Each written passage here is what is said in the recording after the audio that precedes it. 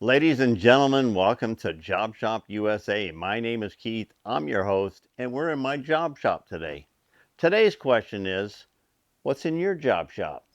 Yes, I have another giveaway, but I'm not just going to have a competition. I already have a recipient, and I found this recipient while I was on vacation with my best friend, Armando Vicente, also known as Vince.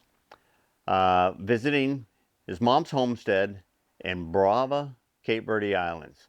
And my recipient is on Brava. There's many beautiful people that I met in the Cape Verde Islands. And one guy stuck out as far as being close to my trade on that island. Now, Brava is a small island.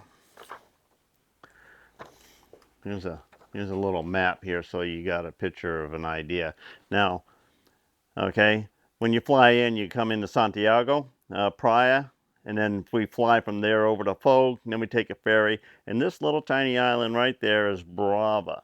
All right, now you look, we're less than 16 degrees north and 24 degrees west.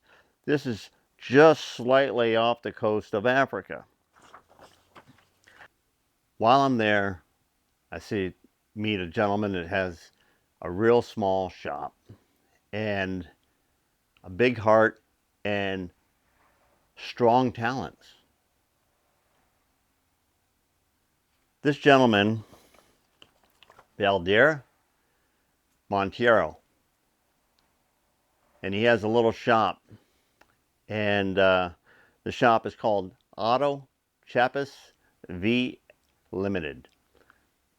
While I was visiting Valdir's shop, he gave me a short tour, and there's no vehicle lifts in there. He's got a pit you drive over, and then you can jack the vehicle, and you can get to work on things like that.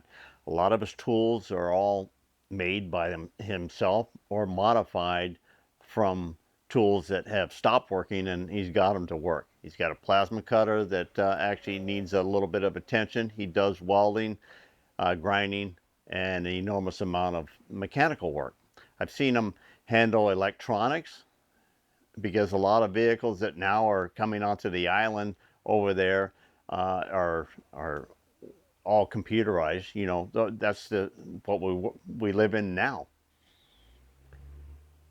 So I see the great energy that he has and the talents he has, and I've decided to give him a small machine shop, whatever we can put together. Vince and I have got a little package that we're putting together, and one of the items that I am going to give from this shop is the Rutland lathe behind me. Hence the big push that I put on Pearl shaft there, is because I needed this for the accuracy that I wanted for that shaft. I can do a lot of other things for that machine in the closing and also in my K&T with the Precision 3-jaw chuck over there. But I wanted to have that shaft be the last project in the Rutland. So I've got the Rutland out here. I've cleaned it off. We're not going to be making, that's it. You're not going to see the Rutland run in this shop anymore. I'm getting ready to move it on over, and we're going to go ahead and we're going to replace the motor. And the reason why we're doing that is because there is only 3-phase power over there, and for the horsepower that will run on the lathe here, the 3-phase will be sufficient. The readout, you can get a little converter to switch over that power, and you'll be able to run that.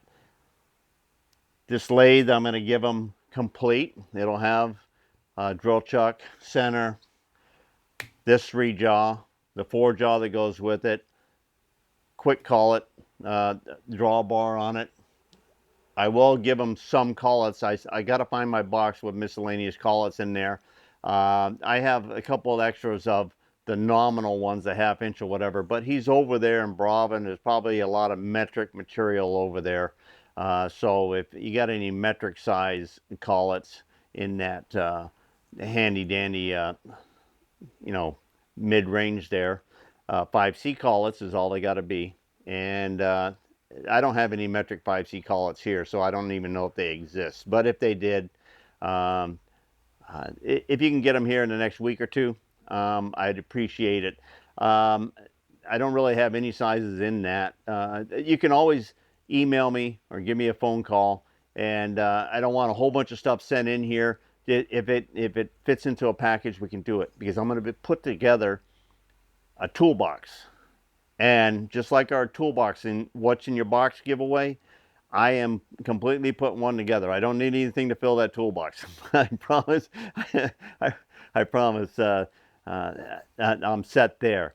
I want you to sit back and enjoy the show. All right. I'm giving this from my heart, and Vince is doing the same thing there. We're all getting up in our age, and we all know we don't have a trailer hitch on our ass. We're getting ready to move this on over and pull the motor off so that I can get the other one in there. And we'll continue on with updates on the other pieces of equipment. We need to get them ready because we need to ship them early November. And when I say ship, I mean they're going to be loaded in on a ship, and they're going to be taking the slow boat to Brava. We're going to take you along the way, and then we'll continue this program and give you an update when we actually fly to Brava for January. He's of the age that he can learn, and I know he's got the gumption, right? That's what we say here in America. He got the gumption. I know he has the energy, and I know he has the talents to expand what he's doing right now and be a better beneficial help for a lot of other things on that little island of Brava. All right, let's get this thing moved. All right, I love my buddy John. When I redid the Rutland back some time ago, he drew up the schematics for our wiring. We have new switches and everything else that were put on the front there, and we mapped out, and I redid all the runs of electrical wiring, and we played around with the rotary control switch and all of that. So anyway, basically we have 3 things that we need to change for changing over from single phase to 3-phase.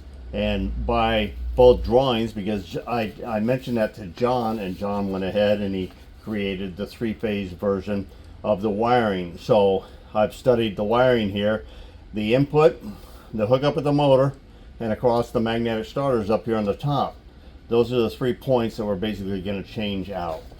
So the first thing I'm going to do, I'm going to pull out the power supply, because it's only coming in with two legs of 220 and a ground. So we're going to have 3 legs of 220 and the ground coming in. I'm going to bring in a 4-wire. So the M5 is going to be where the 3rd leg picks up. So we're going to drop that one and tape that one off like M6 is taped off, because M6 is not used with the single phase. So the M6 will be hooked back up here, and then we'll be taping off the M5 down here and using that as one of the legs. I've already paired up my wiring in the motor now to be on the right low power 3-phase for this motor. So once we've done that, then our leads come up to here, and we're good up to this lower section here. We have our R, S, and M5. Now we have on the top here, we only have 2 legs, 2 legs, 2 legs, and they're doubled up, or they're in line with these jumpers. Jumper, jumper, jumper. So now we're going to take these 3 lines, and we're going to go 3, 3, 3 over to here. and then that should bring back, and then your actual three-phase power runs from these three: U, M6, and V, which is U, M6, U, M6, and V, right there. All right, M5 will be taped off, and that's just the ground. It's going to go down to that lug right there. All right, so that's kind of giving you, this is a tight spot, so I brought you in like this so you can see what I'm doing. All right, motor's on, already bolted down. This bar used to come across here because the pecker head used to be over here instead of over here. So I rearranged the adjustment and all of that, and I've got the appropriate pulley, same exact size, so speeds and everything else will stay exactly the same. I didn't bother getting a 2 pulley or modifying the other one because I've never taken it out of this in the 10 years or better that I've had this lathe. All right, so that's our setup. I'm going to get busy and I'm going to change this wiring around.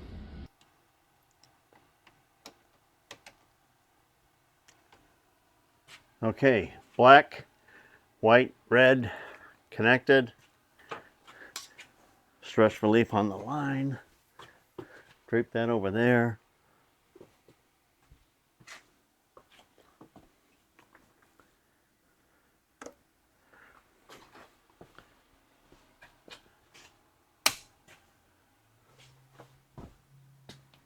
Blue light. All right, that means the power's in the box right now. I couldn't wait to get it over to the other side of the shop and where I'd be able to put a twist plug and go there. So I pulled off my panel and I'm hot wiring it because I just went through all that effort and I want to make sure that we're doing okay.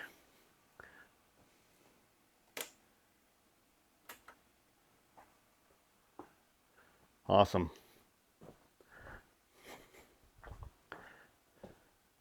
Up is forward, so that should come to even the direction is lining up.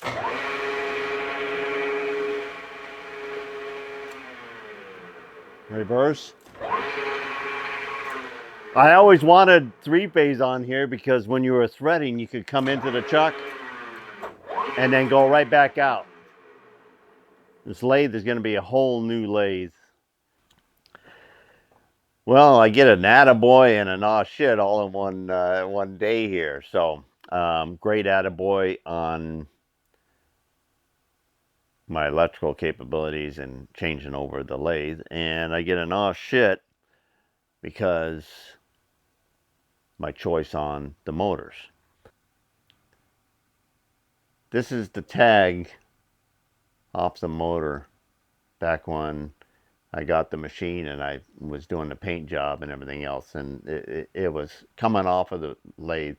And of course you can see the RPM is trashed out, but I wanted to believe what I was reading or thought I was reading on this tag was lining up on my purchase or I'd purchase on eBay.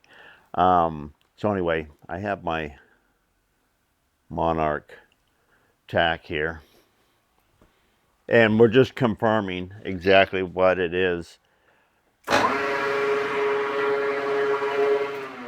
The little bit of gear growl that has grown since I've changed this motor over or fired this off and noticed is the main input shaft and the gear. This this gearbox is all straight spur gears, just like the closing.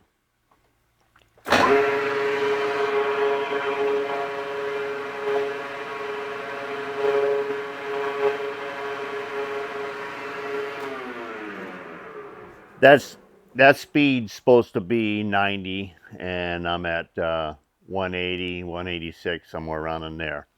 So it's twice the speed. So the motor that I purchased was 3450.